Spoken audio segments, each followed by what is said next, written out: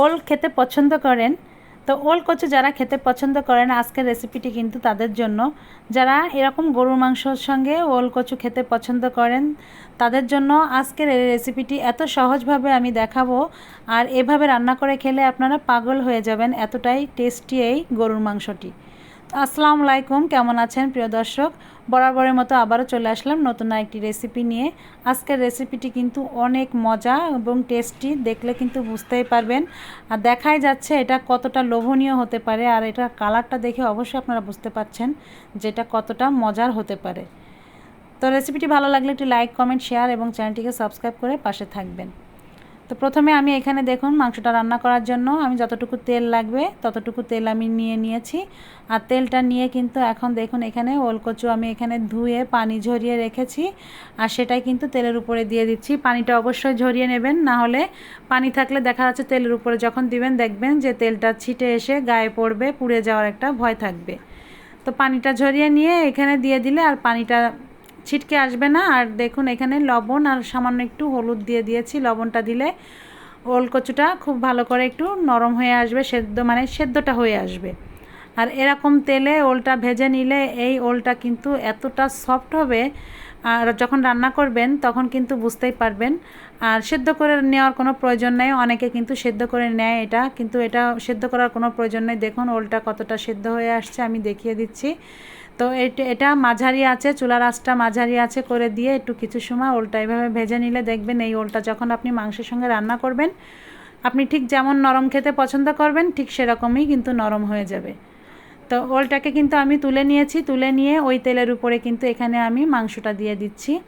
তো মাংসটা দেখুন আমি এখানে ফ্রেশ মাংস নিয়েছি, একটু কিছু হালকা চর্বি, হাড় মাংস সহ কিন্তু মাংস নিয়েছি। এখানে কিন্তু আমি 1.5 কেজি মাংস নিয়েছি। আর এই মাংসটা যখন ওল দিয়ে রান্না করবেন একটু তৈলাক্ত মাংসটা নেওয়ার চেষ্টা করবেন, একটু হালকা এরকম চর্বি সহ মাংসটা নেবেন, দেখবেন এই মাংসটা যখন ওল কচু দিয়ে রান্না করবেন খুব টেস্টি হবে। তো দেখুন এখানে আমি মাংসের ভিতরে লবণ আর হলুদ দিয়ে দিলাম, দিয়ে কিন্তু কিছু সময় মাংসটাকে এই তেলের উপরে কিন্তু কষিয়ে নিব, বেশি সময় না, প্রায় 5-7 মিনিটের মতন আমি কিন্তু এই মাংসটাকে একটু তেলের উপরে কষিয়ে নিব। তো এই মাংসটা কিন্তু এভাবে রান্না করতে পারেন, আবার আপনারা চাইলে কিন্তু এটা একবারে মশলা সব কিছু দিয়ে কিন্তু চড়িয়ে দিতে পারেন। তো আমি যেহেতু ওলটা ভেজে নিয়েছি এই তেলের উপরে, তো ভাবলাম এইভাবেই রান্না করি। তবে এভাবে রান্না করে কিন্তু আমি প্রথমবার এইভাবে মাংসটা রান্না করেছি, তবে মাংসটা কিন্তু অনেক টেস্টি লেগেছিল। জানি না কেন এতটা টেস্টি হয়েছে, যেভাবে মাংস প্রতিদিনই রান্না করি কিন্তু তার থেকে স্বাদটা একটু ডিফারেন্ট ছিল। তো সবাই খেয়ে কিন্তু সবার কাছে ভালো লেগেছে, বলেছে না মাংসটা কিন্তু খেতে খুবই ভালো লেগেছে। তো আমি এখানে দেখুন 5-7 মিনিটের মতন আমি মাংসটা কিছু সময় একটু এই তেলের উপরে কষিয়ে নিয়েছি, নিয়ে এখানে 1 বাটির মতো পেঁয়াজ কুচি দিয়ে দিলাম, দিয়ে এখানে আদা রসুন দিয়ে দিচ্ছি। তো আদা দিয়ে দিয়েছি এখানে কিন্তু 2 টেবিল চামচ আদা দিয়ে দিয়েছি, 1.5 টেবিল চামচ 2 টেবিল চামচ আদা বাটা দিয়ে দিয়েছি। আর এখানে রসুনটা দিয়ে দিয়েছি 1 কাপ হবে রসুন বাটা দিয়ে দিয়েছি। আর উঁচু 2 চা চামচ ধনিয়ার গুঁড়ো দিয়ে দিলাম, আর হচ্ছে স্বাদ মতো পরিমাণ মতো মরিচের গুঁড়োটা দিব। মরিচটা যদি আপনারা একটু ঝাল খেতে চান সেই ক্ষেত্রে একটু বেশি দিতে পারেন। আর দিয়ে দিচ্ছি কিছু তেজপাতা, দারচিনি, দেখুন 7-8টার মতো এলাচ আর 8-10টার মতো লবঙ্গ। তো ঝালটা কিন্তু আপনারা এখানে একটু চড়া দিতে পারেন, কারণ ওল দিয়ে যদি মাংস রান্না করতে চান তো ওলের যে মাংসটা রান্না করবেন একটু ঝাল দেওয়ার চেষ্টা করবেন, কারণ দেখবেন এই ঝালের জন্য কিন্তু মাংসটা খেতে ভালো লাগে, যেহেতু ওলটা একটু মিষ্টি লাগে। আর ওল দিয়ে রান্না করলে কিন্তু মাংসে একটু ঝালটা দিয়ে দেখবেন, একটু চড়া দেখবেন, এই ঝালটা দিলে কিন্তু মাংসটা খেতে খুবই ভালো লাগে। তো মাংসটা দেখুন এখন এই যে পানিটা বের হয়ে আসছে, বেশ পানি বের হয়ে আসছে, আর আমি কিন্তু এই পানিতেই মাংসটা কষিয়ে নেব, নতুন করে কিন্তু পানি দিব না, কারণ এই পানিতেই কিন্তু মাংসটা সেদ্ধ হয়ে যাবে। তো দেখুন এইভাবে কিন্তু ঝোল শুকিয়ে আসছে, আর এতে কিন্তু মাংসটা খুব ভালোভাবেই কিন্তু সেদ্ধ হয়ে আসছে। মাংসটা কিন্তু যতটুকু সেদ্ধ হয়েছে আর বাকিটা কিন্তু এই ঝোলটা টেনে আসলে কিন্তু বাকিটাও সেদ্ধ হয়ে যাবে, যে এখনও ঝোলের পানি যাবে। তো দেখুন এই সময় কিন্তু আমি এই যে ওল কচুটা দিয়ে দিলাম মাংসের ভিতরে, আর দিয়ে এই বাকি যে ঝোলটা থাকবে এটা কিন্তু খুব ভালো করে কষিয়ে নিতে হবে।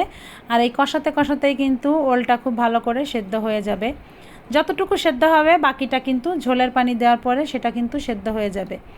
তো এটা অনেকে করে কি মাংসের সঙ্গে দিয়ে ফেলে, অনেকে এটা ওলটা একটু রান্না করতে অনেক সময় লাগে, সেদ্ধ হওয়ার একটু সময় লাগে, কিন্তু অনেকে করেন কি যে একসঙ্গে মাংসের সঙ্গে চড়িয়ে দেন। এটা কখনো করবেন না, এই ভুল কাজটা কখনো করবেন না, কারণ এই ওলটা কিন্তু আমি যখন দিয়েছি এই সময়টাই দিতে হয়। তবে এই সময় দিয়ে রান্নাটা একটু ধীরে ধীরে করবেন, দেখবেন খুব সুন্দরভাবে সেদ্ধ হয়ে যাবে। তো দেখুন কষানোটা আমার হয়ে গিয়েছে। কষানোটা হয়ে যাওয়ার পরে আমি পানিটা দিয়ে দিচ্ছি, ঝোলের পানিটা।